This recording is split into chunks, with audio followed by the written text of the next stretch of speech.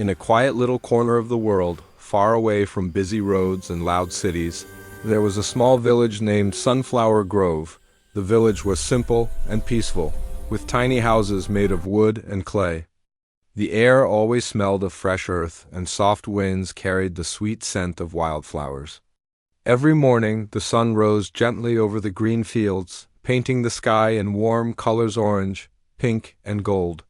Children played near the river, farmers worked slowly in their fields, and life moved at a calm, steady pace. In this gentle village lived an old woman named Myra. She was small in size but strong in spirit. Her hair was silver like moonlight, and her eyes were soft and kind. Myra lived alone in a small hut beside the village pond. Every day she followed the same routine. She woke up at dawn, lit a small lamp, and sat quietly for a moment to thank the new day. Then she would sweep her yard, water her flowers, and take a walk to the market. People often wondered how she had so much energy at her age. She carried heavy baskets, worked in her tiny garden, and helped her neighbors whenever they needed a hand. When children fell and cried, she cleaned their wounds. When someone felt sad, she listened patiently. When a family had no food, she quietly placed vegetables outside their door. She never missed a single day, not even when she felt tired. One afternoon, a young girl named Tara visited Myra. She had been feeling lost and unhappy. "Grandma Myra," she asked softly, "how do you stay so strong and happy every day?" Myra smiled warmly and gave the girl a small cup of herbal tea. "My child," she said, "I am not strong because of big things. I am strong because of small things done every day. Consistency is like a soft river. It does not rush. It does not shout. But with time, it can shape even the hardest stone." Tara listened quietly, feeling comforted by the old woman's gentle words. Moral: consistency may look small, but it has great power. When we do small good things again and again, day after day, they can change our life and the lives of others forever. A little farther from Myra's hut, in the same peaceful village, lived a young man named Ravi. Ravi was known for his bright smile, but lately that smile had slowly disappeared. He walked through the village with his head down, his shoulders heavy, as if he carried an invisible weight no one could see. The villagers noticed the change in him, but Ravi never spoke much about his worries. Ravi worked as a potter. He made clay pots, cups, and small lamps that the village families loved. But for many days now, his hands had stopped shaping clay. His workshop, once full of soft music and gentle laughter, had become quiet. Dust covered the shelves, and half-made pots lay cracked and broken on his table. One evening, Myra saw Ravi sitting near the pond. He stared at the water with sad, tired eyes. The sky above him turned slowly from blue to purple, but he didn't move. Myra sat beside him without saying a word. After a moment, Ravi took a deep breath and spoke softly. "Maji," he whispered, "I feel like I am failing. No matter how hard I try, everything goes wrong. My pots break, my hands shake, and I cannot earn enough money for my family. Every day I wake up with fear. I worry I'm not good enough. I worry I will disappoint everyone." His voice cracked, and he looked away in embarrassment. Myra's heart softened. She placed her warm, gentle hand on his. "Ravi," she said quietly, "you are not failing. You are only tired. Your heart is carrying too many worries at once. When a potter tries to make a pot with shaking hands, the clay will not listen. The clay needs patience. So does life." Ravi's eyes filled with tears, not loud tears, but soft ones that come from deep sadness. "But what if I can never fix this?" he asked, trembling. Myra shook her head with a small smile. "You do not need to fix everything today. You only need to take one small step. Then tomorrow, take another. Your strength will return. Worries grow when we look at the whole mountain. Peace grows when we take one gentle step at a time." Ravi finally looked up, and though he was still hurting, a tiny spark of hope shone in his eyes, like the first light of morning after a long, dark night. Myra looked at Ravi with warm, patient eyes. She could see his pain, but she also saw his goodness.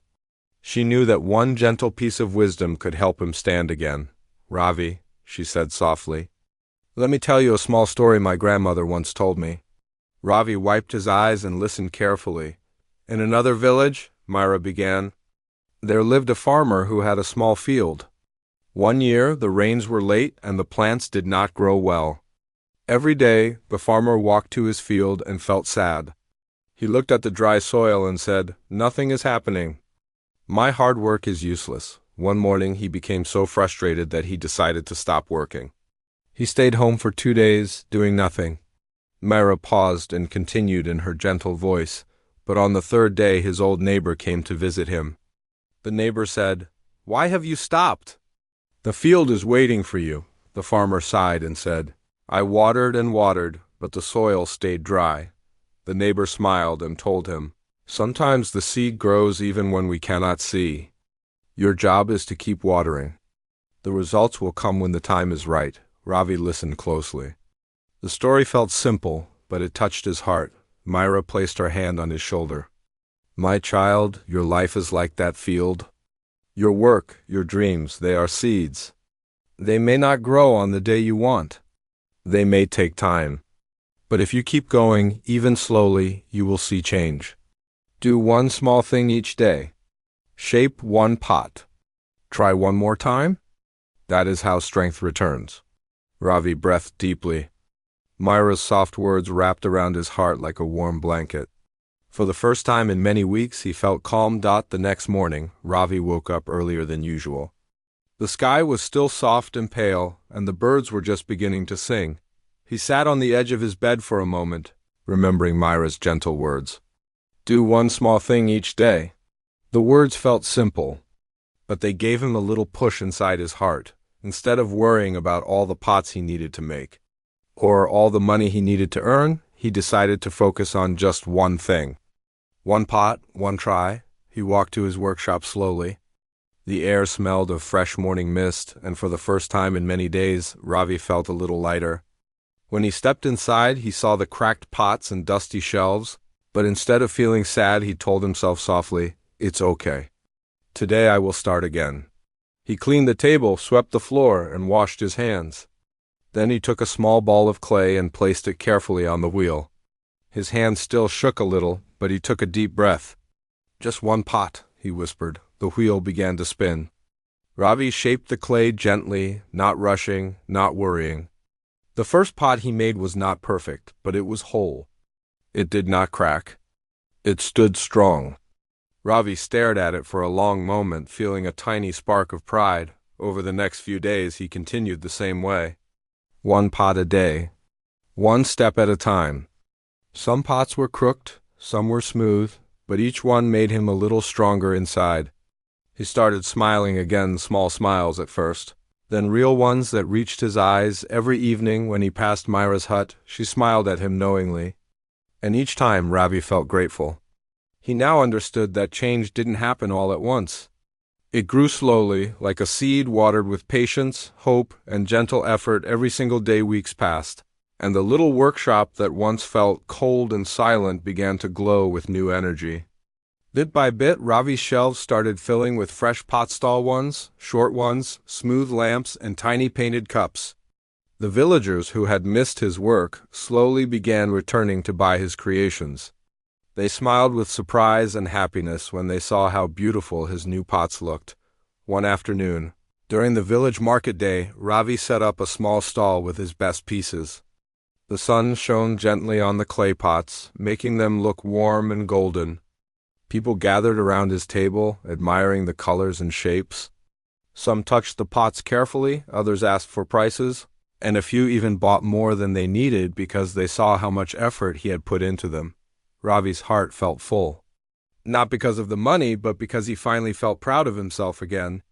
He remembered how lost he had felt just weeks before, and he couldn't believe how much had changed. One small step each day. Myra's words had guided him through the darkness. Later that evening, Myra walked by and saw Ravi closing his stall with a big smile on his face. "It seems like you had a good day," she said softly. Ravi nodded, his eyes shining. "Yes, Maji, a very good day. Thank you for believing in me when I couldn't believe in myself." Myra smiled, her warm face glowing in the fading light. "You did the hardest part, Ravi. You kept going. As the sky turned orange and pink, Ravi looked around the village with new hope. His problems hadn't disappeared completely, but he no longer felt afraid. He knew now that with patience, consistency, and a gentle heart, he could face anything. And in that moment, he felt stronger than ever. No matter how dark or heavy life feels, even the smallest step forward can bring light. When we stay patient, think kindly, and keep trying one day at a time, our efforts grow into strength. Consistency, hope, and gentle courage can turn struggles into new beginnings. Never give up, because beautiful change starts with the smallest act of believing in yourself.